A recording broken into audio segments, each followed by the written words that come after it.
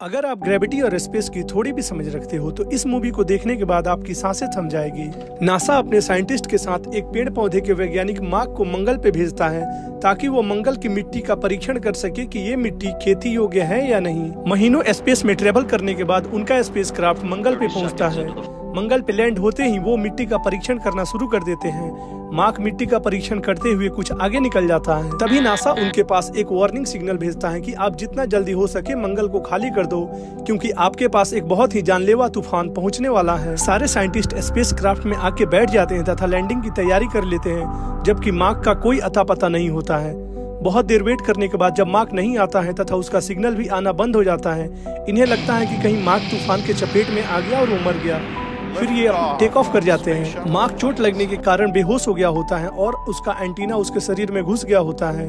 Mark अपने camp में आके उस एंटीने को बाहर निकालता है और देखता है कि उसके साथी उसके छोड़ के जा चुके होते हैं। इस बात को देख के मार्क दुखी हो जाता है, क्योंकि उसके पास राशन के नाम पे बस थोड़े आलू बचे होते हैं और अगला मंगल पे मिशन 4 साल बाद आने वाला होता है। तब तक मार्क मर जाता है। यहाँ पे मार्क पेड़ पौधों का वैज्ञानिक होने के कारण उन आलूओं से उनकी खेती करना शुरू करता है तथा उनसे और भी अधिक आलू उपजाता है, जो कुछ और अधिक चलने लायक हो जाते हैं। मंगल पे बिखरी हुई चीजों को इकट्ठा करता है तथा उससे सिग्नल भेजने की कोशिश करता है। फिर वो जान जाते हैं कि मार्क कभी मरा नहीं बल्कि वो जिंदा है और वो हम तक कुछ सिग्नल भेजना चाहता है। नासा वालों को मार्क के जिंदा होने की खबर मिलने के बाद वो एक रॉकेट में खाना और पानी भर के मार्क के पास भेजते हैं ताकि वो इसे खा के कुछ दिनों तक सरवाइव कर सके।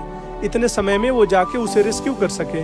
मार्क, जो कि एक पेड़ पौधों का वैज्ञानिक होता है, सारे आलू को अच्छी तकनीक से फसल वहाँ पे लगा देता है। अनफॉर्चुनेटली एक दिन वहाँ पे आग लगने के कारण उसके सारे फसल जल जाते हैं तथा उसके पास आता हुआ भोजन का रॉकेट भी रास्ते में ही ब्लास्ट हो जाता है। अब मार्क अपने खाने की क्वांटिटी को बिल्कुल कम कर देता है तथा 2 दिनों का खाना एक दिन खाता है। यहाँ धरती पे नासा वाले ये सोच के परेशान थे कि अगर हम वहाँ पे दूसरा स्पेसक्राफ्ट भेजते हैं, उसके पहुँचने तक मार्क भूख से मर जाएगा। नासा वाले मार्क के दोस्त को इस बात की परमिशन नहीं दे रहे थे कि वो मंगल पे जाके और मार्क को रिसीव करे, क्योंकि इनके पास उतना फ्यूल नहीं था कि ये मंगल के सरफेस पे उतर सके। जब तक नासा वाले मार्क के दोस्तों को कुछ कहते, वो दोबारा मार्क को रिसीव करने के लिए मंगल की ओर लौट चुके थे। मार्क के दोस्तों के स्पेसक्राफ्ट में मात्र इतना ही फ्यूल था कि वो मंगल के ऊपर से गुजर सके, ना कि मंगल पे लैंड कर सके।